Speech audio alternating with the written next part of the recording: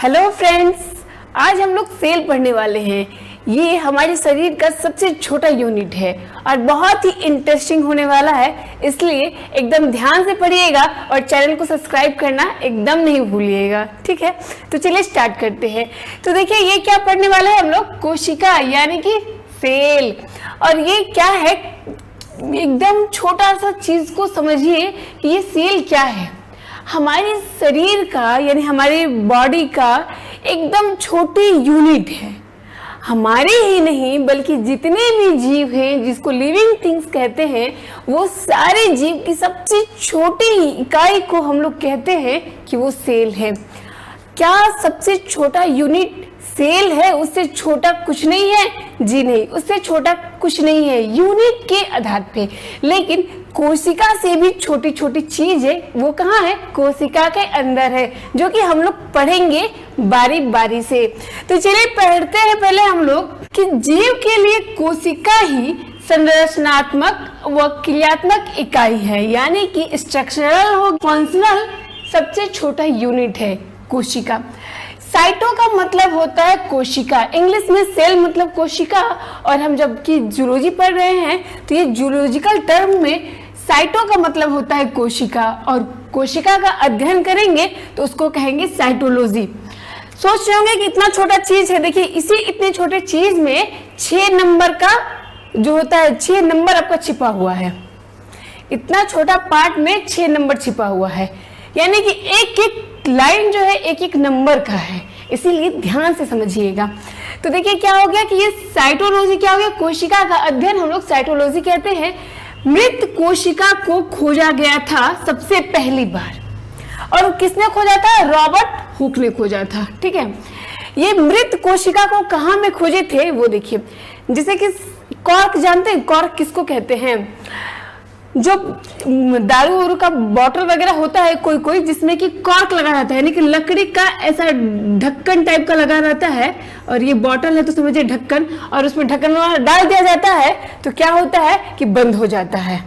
तो उस कॉर्क में मृत कोशिका, यानी कि वो कॉर्क अगर प्लांट से हटा दिया गया है, वो लकड़ी का था उससे हटा दिया गया है, तो वो क्या हो गया? मृत कोशिका है। तो उसी कोशिका को जब ये सूक्ष्मदर्शी से देखे थे, यानी माइक्रोस्कोप से देखे थे, तो इन्होंने देखा क्या कि मधुमक्खी का जैसा छत्ता होता है, मधुमक्खी का छत्ता तो देखे होंगे ना, वैसा ही छत्ता दिख रहा है। किसने देखा? रॉबर्ट जी ने देखा, रॉबर्ट हुक ने देखा कि ये मृत कोशिका थी कॉर्क में। देखिए, ठीक है, कॉर्क में देखिए, याद रखिएगा कॉर्क में। और इसमें कैसा इनको स्ट्रक्चर दिखाई दिया जब माइक्रोस्कोप से देखे? तो देखे क्या कि मधुमक्खी के छत्ता के जैसा बहुत सारी संरचनाएं बनी हुई है, उसी को सेल कहा जाता है। और इस चीज का वर्णन कि हम कोशिका को ढूंढ लिए हैं, ये कोशिका है, ये चीज का वर्णन ये एक किताब में लिख दिए। इनका एक किताब था जिसका नाम था माइक्रोग्राफिया। ठीक है, यानी कि अगर आपके पास क्वेश्चन ये आ जाए कि कोशिका का खोज जो रॉबर्ट हुक ने किया था, इसका वर्णन किस पुस्तक में मिलता है? तो माइक्रोग्राफिया में मिलता है। ठीक है, अब आगे चलते हैं। इसके बाद देखिए ये जो कोशिका का खोज किए, चाहे मृत कोशिका के करे या जीवित कोशिका के किए, तो सबसे पहली बार, इसीलिए इनको कहा जाता है जनक, कोशिका का जनक रॉबर्ट हुक। अब इनके बाद आए एंटोन वान लीवनहॉक। ये क्या किए? लिविंग सेल में यानी कि जीवित कोशिका का खोज किए। ये देखिए कि जीवित कोशिका, एक कोशिका वाला जीव को देखिए, बैक्टीरिया था वो। ठीक है, बैक्टीरिया था। उस बैक्टीरिया में देखिए कि ये बैक्टीरिया का जो निर्माण हुआ है वो किससे हुआ है? सेल से हुआ है। तो लिविंग सेल का जो फाउंडर है वो कौन है? एंटोन वान लीवनहॉक। अब देखिए न्यूक्लियस का खोज, ये जो कोशिका होगी तो कोशिका में क्या होगा? केंद्रक होगा। इस केंद्रक का खोज किसने किया? इस केंद्रक का खोज रॉबर्ट ब्राउन ने किया। ठीक है, कोशिका के केंद्रक का खोज रॉबर्ट ब्राउन ने किया। इसके बाद सबसे इंपॉर्टेंट थिंग और समझने वाला चीज है जो उसको समझ लीजिए। देखिए सेल थ्योरी कौन दिया, यानी कि कोशिका का जो थ्योरी था उसका कौन प्रतिपादन किया? तो ये सेल थ्योरी जिसको बोला जा रहा है, यानी जिसको कि हम कोशिका का सिद्धांत बोलते हैं, तो ये सेल थ्योरी स्लाइडेन और स्वान ने दिया। खाली इतना ही रखते हैं, इसीलिए आप भूल जाते हैं। चलिए आगे थोड़ा सा स्लाइडेन के बारे में समझते हैं। ये जो स्लाइडेन थे वो जर्मनी के वनस्पति वैज्ञानिक थे, ठीक है, यानी कि ये प्लांट के अध्ययन करते थे, ठीक है, ये प्लांट पे रिसर्च वगैरह करते थे। तो ये स्लाइडेन जो थे कहाँ के थे? जर्मनी के थे। और उस समय ये बहुत सारी पादपों का अध्ययन किए, यानी बहुत सारे पौधों का, प्लांट्स का अध्ययन किए, और अध्ययन के फलस्वरूप इनको ये मिला कि जितने सारी पौधे हैं, प्लांट्स हैं, सबका निर्माण कोशिका से हुआ है, और बहुत सारी कोशिकाओं के मिलने से उत्तक का निर्माण हुआ है। ये कौन किया? स्लाइडेन ने किया। कहाँ के थे? जर्मनी के थे। अब देखिए उसी के लमसम ये क्या चीज का वैज्ञानिक थे? वनस्पति वैज्ञानिक थे, और ये थे प्राणी वैज्ञानिक, स्वान। ये क्या किए? उसी समय ये भी रिसर्च कर रहे थे। ये जर्मनी के थे और ये कहाँ के थे? ब्रिटिश के थे। तो ये ब्रिटिश के जो स्वान थे, वो स्वान रिसर्च किए कि बहुत सारे जीव को देखे, और जीव को देखने के बाद, रिसर्च करने के बाद इनको पता चला कि जो कोशिका होती है उसके ऊपर एक झिल्ली होती है, जिसको कहते हैं हम अभी प्लाज्मा मेम्ब्रेन, ठीक है। तो चूंकि प्लांट सेल में होता है कोशिका भित्ति, और इसमें तो होता ही नहीं है, तो ये एनिमल में कोशिका भित्ति तो ढूंढ नहीं सकते थे। तो इनको सबसे बाहरी आवरण जो मिला वो क्या मिला? ये प्लाज्मा मेम्ब्रेन मिला। तो ये बोले स्वान कि जो जीव के कोशिका है उसके जो चारों तरफ एक लेयर है, झिल्ली है, वो झिल्ली प्लाज्मा मेम्ब्रेन है। तो ये दोनों मिलके ये निष्कर्ष पे पहुंच गए कि जीवों का जो संरचना है, यानी कि जीव का जो निर्माण हुआ है, वो किससे हुआ है? सेल से हुआ है। लेकिन ये दोनों इतना मेहनत किए, लेकिन ये नहीं बता पाए कि नई कोशिका का निर्माण कैसे होता है। समझ गए?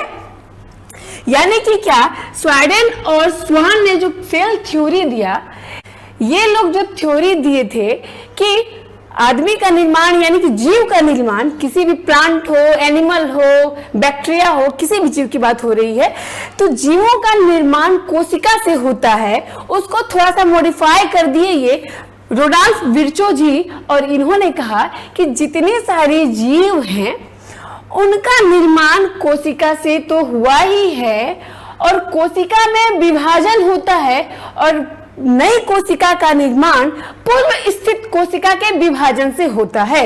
इनका मॉडिफाइड, जो कि अभी भी हम लोग यही चीजों को पढ़ते हैं। तो ये मॉडिफाई कौन किया था? रोडोल्फ विर्चो ने किया था।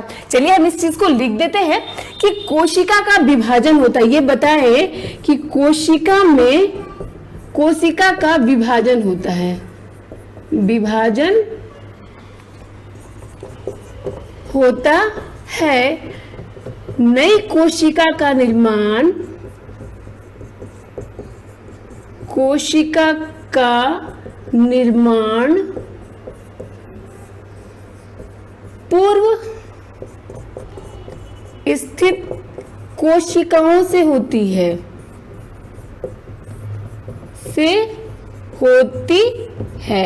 ठीक है।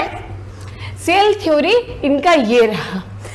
तो नया जो मॉडिफाइड है वो हम लोग अभी पढ़ते हैं, लेकिन इनका कुछ से नहीं गया। अभी भी हम लोग क्या पढ़ते हैं कि सेल थ्योरी स्लाइडेन और स्वान ने दिया था, लेकिन इसको मॉडिफाई 1855 में कौन कर दिया? रोडोल्फ विर्चो कर दिए। अब इंपॉर्टेंट चीज एक एक नंबर का है, तो इसलिए एकदम ध्यान से देखिएगा। तो चलिए आगे देखते हैं। अब जो है हम लोग क्या पढ़ने वाले हैं कि सबसे छोटी कोशिका। देखिए ये जितनी सारी चीज पढ़ रहे हैं, अभी हम लोग कोशिका के बारे में जानकारी प्राप्त कर रहे हैं, ठीक है। यानी कि कोशिका से रिलेटेड जो आपके एग्जाम में पूछा जाता है, सारी चीज को पहले देख लेते हैं। बाहर नहीं होता है कि लड़की देखने के लिए गए हैं तो पहले उसके घर नहीं जाते हैं, पहले दूर से देख लेते हैं, अच्छा फलाना के घर के बगल में घर है, अच्छा वही लड़की है। तो यही चीज अभी हम लोग कर रहे हैं, किसके साथ? सेल के साथ। तो अभी हम लोग कोशिका पढ़ने वाले हैं, कोशिका पढ़े नहीं है, लेकिन कोशिका के अगल बगल में झांक झुक कर रहे हैं, ठीक है, वही चीज। तो देखिए, तो सबसे छोटी कोशिका क्या है? ये 0.3 माइक्रोमिली का होता है, माइक्रोप्लाज्मा।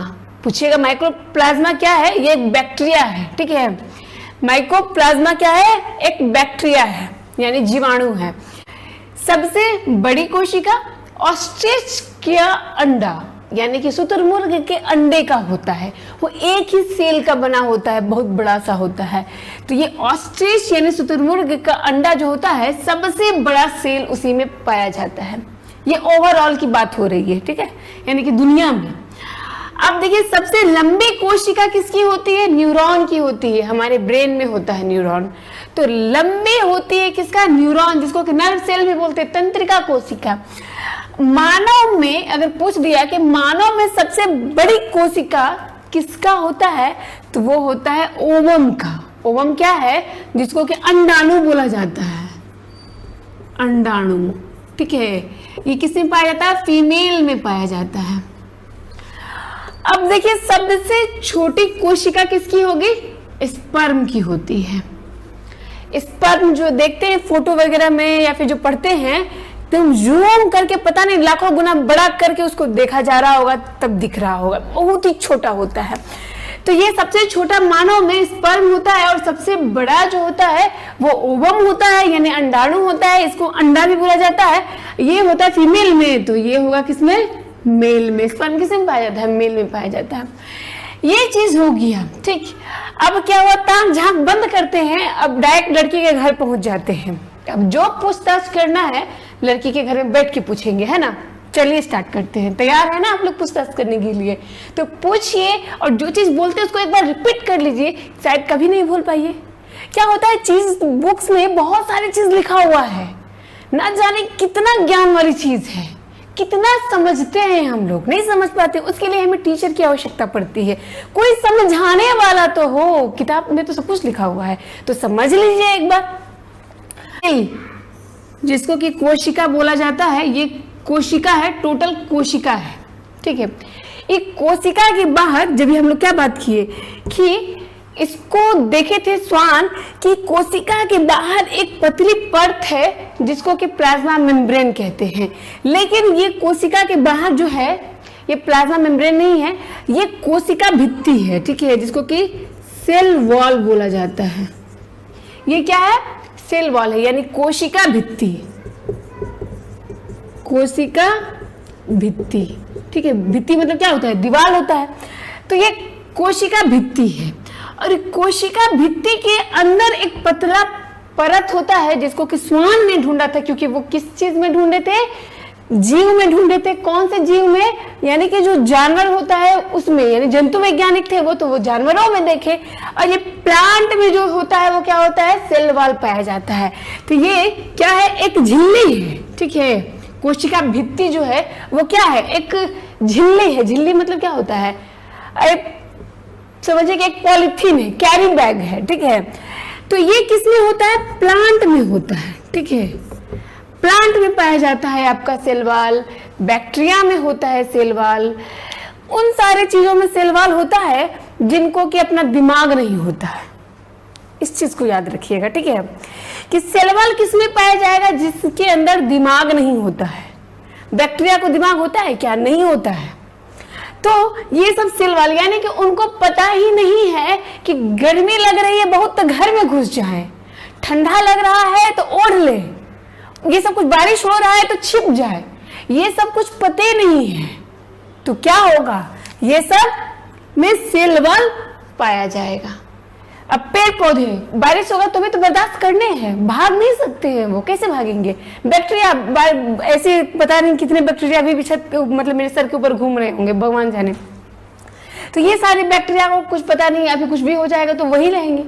तो उनको ताप, गर्मी सब कुछ बर्दाश्त करना है। तो इसके लिए क्या होगा कि उसको कुदरत ने बना दिया ऐसा कि सेल वॉल ले हम तुमको दूध को पैक करके भेज देते हैं झिल्ली में। यानी उनकी कोशिकाएं जो होती है, यानी सेल, अब बैक्टीरिया जो होता है यूनिसेलुलर है, होता है, एक ही सेल का बना हुआ होता है। तो ये क्या हो गया कि सबसे बाहरी परत को क्या बोला जा रहा है? सेल वॉल बोला जाता है। ये किसमें होता है? बैक्टीरिया में होता है, प्लांट में होता है। और देखिए एक चीज, इंपॉर्टेंट चीज पता है क्या? माइकोप्लाज्मा में सेल वॉल पाया ही नहीं जाता है।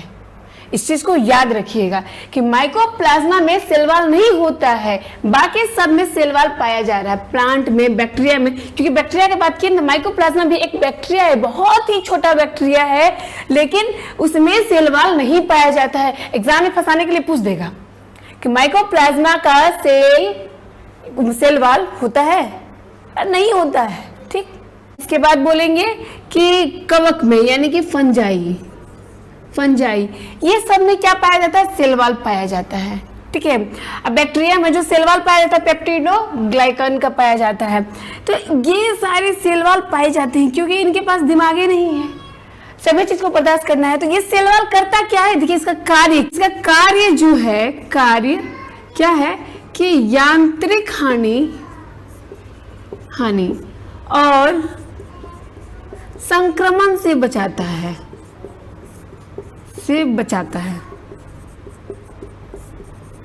ठीक है। सबसे इंपॉर्टेंट चीज है कि ये क्या करता है, ये सेल वॉल जो है प्लांट में पाए जाते हैं, आपके बैक्टीरिया में पाया जाता है, फंजाई में पाया जाता है, यानी कि बैक्टीरिया, जीवाणु, पादप और कवक में पाया जाता है। तो ये सेल वॉल जितने भी पाए जाते हैं, अब किसके क्या चीज के सेल वॉल बने होते हैं कहिएगा तो बता देते हैं, है ना। चलिए यहीं पे देख लेते हैं। देखिए प्लांट का जो होता है वो क्या चीज का बनता है, वो सेल वॉल सेल्यूलोज का बना होता है, सेल्यूलोज है। ठीक है, बैक्टीरिया का पेक्टिन या पेप्टिडोग्लाइकन होता है। ठीक है, पेप्टिन भी एग्जाम में पूछ देता है, पेप्टिन आए तो मार दीजिएगा, पेप्टिडोग्लाइकन आ गया तो मार दीजिएगा। ठीक है, दोनों एक ही चीज है। फंजाई यानी कि ये हो गया कवक, फंगस जिसको बोला जाता है, वो काइटिन का बना हुआ होता है, ये भी पूछ देता है तो ध्यान दे दीजिएगा। अब ये चीज समझ गए, इसका क्या कार्य है कि यांत्रिक हानि से बचाता है और संक्रमण से भी बचाता है, यानी कि कुल मिला के बोलेंगे कि इसका कार्य है रक्षा करना, यानी कि बाहर तूफान, आंधी, जो कुछ आए उसका बर्दाश्त करने से अगर ये चीज नहीं लाता तो शायद बैक्टीरिया मर जाता। इसीलिए बहुत सारे बैक्टीरिया ऐसा भी पाया जाता है जो कितना भी जो होता है कि गर्मी है, बहुत ठंडा है, तब भी जिंदा रह जाता है। तो क्यों, उनका सेल वॉल है, यहाँ पे प्रोटेक्शन मिला है दो को। एगो अंदर वाला को प्लाज्मा मेम्ब्रेन बोलेंगे, पीएम बोल दे रहे हैं, पीएम बोल रहे हैं, प्राइम मिनिस्टर नहीं समझिएगा, प्लाज्मा मेम्ब्रेन है, ये पीएम हो गया, और बाहर जो है वो क्या है, सेल वॉल है। तो ये दोनों मिलके एकदम उसको बचा के रखता है, मरने नहीं देंगे।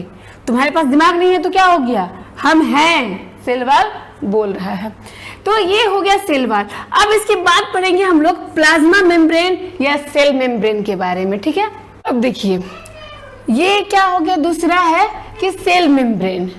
हम लोग एक एक चीज, एक एक पार्ट जो है पढ़ते जा रहे हैं, लेकिन ये सब जो इंपॉर्टेंट चीज को पढ़ते जा रहे हैं, थोड़ा सा स्ट्रक्चर भी देख ले रहे हैं ताकि अच्छे से समझ में आ जाए। अब देखिए एक चीज इंपॉर्टेंट है, थोड़ा सा आप समझ लीजिए। सोच रहे होंगे कि क्या क्या बता रहे हैं, नहीं बता रहे हैं, समझिए। देखिए सबसे, जब हम एनिमल किंगडम पढ़ा रहे थे उस समय भी हम इस चीज को पढ़ाए थे कि सबसे छोटा जो है हमारे शरीर का यूनिट, यानी कि किन किन चीजों से मिलके हमारा ऊतक का निर्माण हुआ। तो ये देखिए सेल के मिलने से क्या बन गया, टिश्यू। ठीक है, टिश्यू के बहुत सारे सेल के मिलने से बन गया एक टिश्यू, बहुत सारे टिश्यूओं के मिलने से क्या बन गया, ऑर्गन। ठीक है, बहुत सारे जीव है जो ऑर्गन लेवल पे है, कुछ टिश्यू लेवल पे है, कुछ सेल लेवल पे ही है, और बहुत सारे ऑर्गन के मतलब कि मिलने से, यानी छोटे छोटे पार्ट को मिलने से क्या बन गया, ऑर्गन सिस्टम। यानी कि ऑर्गन सिस्टम को समझने के लिए थोड़ा सा समझिए, क्या है कि हम बोलते हैं पाचन तंत्र। ठीक है, हमारे पाचन तंत्र में ना जाने कितने ऑर्गन मिले हुए हैं, जैसे कि एक आपका बोल देंगे, हम अब बोल सकते हैं इंटेस्टाइन, स्मॉल इंटेस्टाइन का लार्ज इंटेस्टाइन हो गया, स्टमक हो गया, लीवर हो गया, ये सब क्या है, छोटा छोटा ऑर्गन है, और उन ऑर्गन के मिलने से पूरा ऑर्गन सिस्टम बन गया। क्या बन गया, पाचन तंत्र बन गया। तंत्र मतलब क्या हो गया, सिस्टम, तो ये सिस्टम बन गया। और बहुत सारे ऑर्गन सिस्टम के मिलने से क्या होता है कि बॉडी का निर्माण होता है। ठीक है, यानी कि शरीर बनता है, यानी कि क्या अगर आप इधर से घूमिएगा तो ऐसे बोल सकते हैं कि हमारा शरीर जो है बहुत सारे ऑर्गन के मिलने से, ऑर्गन सिस्टम के मिलने से बना है। ऑर्गन सिस्टम बहुत सारे ऑर्गन के मिलने से बना है और बहुत सारे टिश्यू के मिलने से ऑर्गन बना है। तो इसीलिए ऑर्गन का छोटा पार्ट, यानी कि बोल सकते हैं कि बहुत सारे टिश्यू के मिलने से ऑर्गन बना है। और टिश्यू क्या चीज से बना है? बहुत सारे सेल के मिलने से बन गया। तो ये कुल मिलाकर हमारे शरीर का निर्माण किससे हो गया? पहुंच गए ना सेल के पास। तो यही कोशिका है। इन चीज को शायद आप जान रहे होंगे, नहीं जान रहे होंगे तो जान गए। तो ये हो गया, ये तो बात की बात है, ठीक है। ये तो छोटी सी बात थी जो कि आप जान रहे थे, लेकिन सोचिए कि अगर आपको लगेगा ये तो बते भी नहीं किए, तो चलिए बताइए दिए, है ना, क्योंकि आपको कुछ लगना नहीं चाहिए। आप खुश तो हम खुश, समझिए।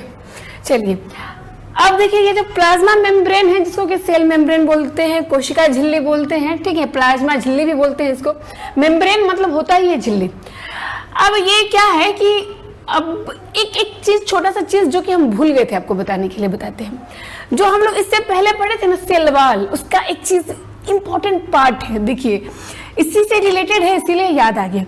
देखिए ये जो आपका सेल वॉल होता है, वो सेल वॉल क्या होता है कि देखिए, अब देखिए इसको,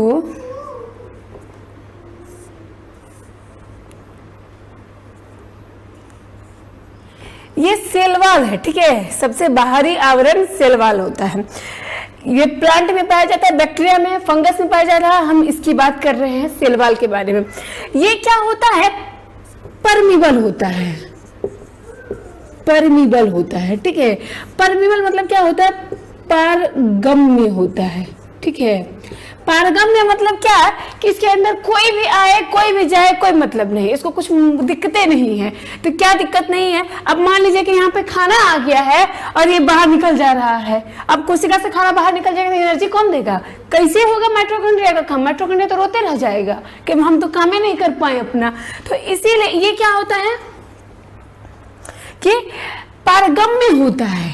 और ये किसमें पाया जा रहा है? हम बात कर रहे हैं किसके बारे में? ये प्लांट सेल है। जनरली बोलेंगे कि ये प्लांट सेल है, बैक्टीरिया का सेल है या फंगस का सेल है। तो इसमें क्या होता है कि ये तो जो है कि क्या कहते हैं, ये जो है यानी कि जो आपका ये सेल वॉल जो है वो क्या है? परमीबल है। पूछ देता है एग्जाम में कभी कभी कि सेल वॉल क्या होता है? सेमी परमीबल है, परमीबल है, या फिर नॉन परमीबल है, या नॉन ऑफ दिस। अब एग्जाम में 1 नंबर का क्वेश्चन है, कैसे छोड़ देंगे बोलिए? तो ये क्या है? परमीबल है। यानी कि इसको कोई मतलब नहीं है कि कौन चीज इसमें आ रहा है कौन चीज जा रहा है। तो हो गया ना यही गड़बड़ घोटाला। तो यहाँ पे घोटाला क्या हो गया है कि यहाँ पे फूड वगैरह सब रखा हुआ है, मान लीजिए खाना सब कुछ आ गया है और यहाँ पे कुछ हो ही नहीं रहा है, सब चला जा रहा है, जा रहे हैं बाय बाय।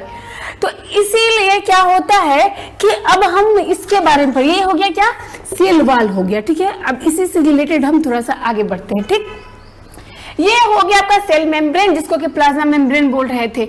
ये प्लांट कोशिका के लिए या जिनके अंदर कोशिका भित्ति होती है उनके लिए ये तो दूसरी सतह है।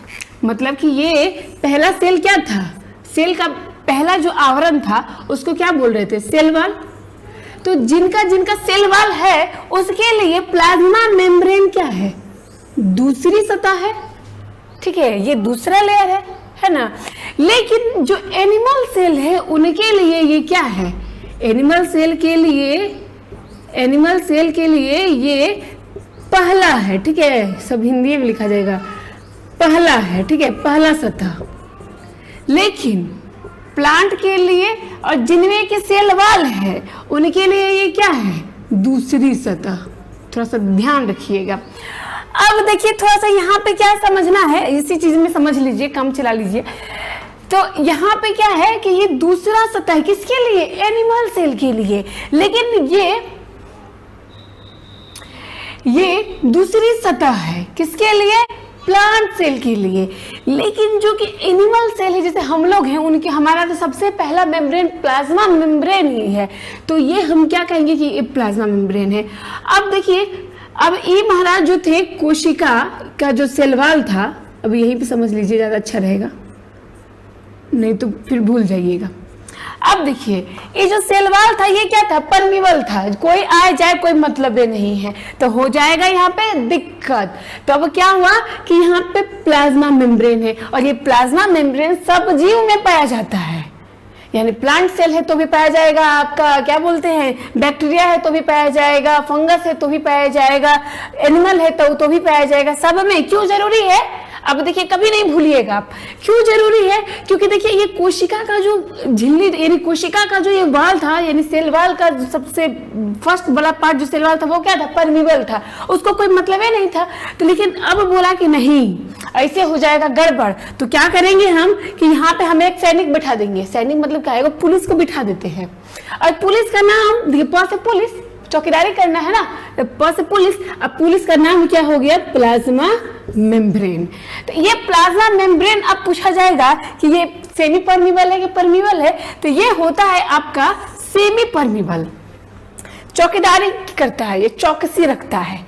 क्यों रखता है, अब इसमें सभे कोई आ नहीं जा सकता। चलो भाई तुम कोशिका भित्ति के अंदर तो आ गए हो, लेकिन प्लाज्मा मेम्ब्रेन के अंदर नहीं जाने देंगे, क्योंकि इसमें आपका माइटोकॉन्ड्रिया पाया जाएगा, इसमें गोल्जी बॉडी हो जाएगा। चलिए यहाँ पे देखो, माइटोकॉन्ड्रिया पाया जाएगा, गोल्जी बॉडी होगा, इसमें न्यूक्लियस होगा, इसमें बहुत से राइबोसोम, लाइसोसोम, डीएनए, आरएनए, बहुत सारी चीज पाया जा रहा है। हम कैसे भेज दें, नहीं भेज सकते हैं।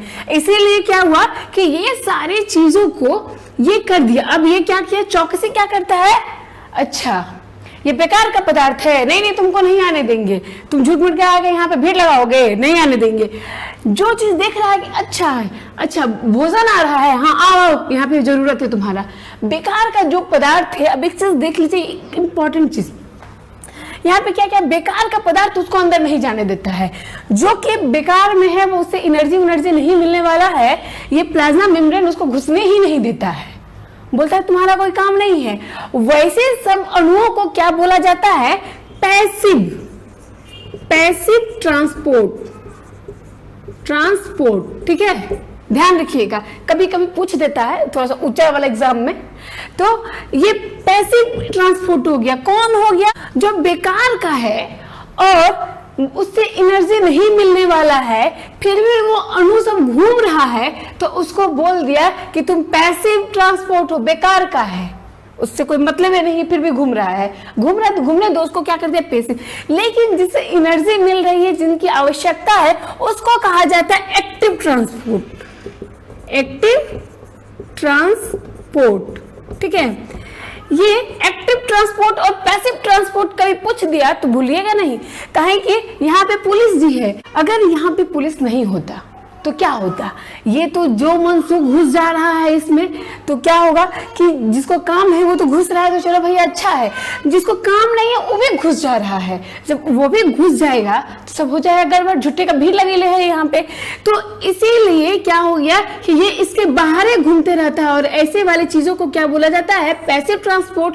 और जो काम का चीज है वो आता है, उसको क्या कहते हैं, ट्रांसपोर्ट मतलब घूमते फिरते रह रहा है, उसको बोलेंगे एक्टिव ट्रांसपोर्ट, जिसको काम जैसे कि एनर्जी मिलना है।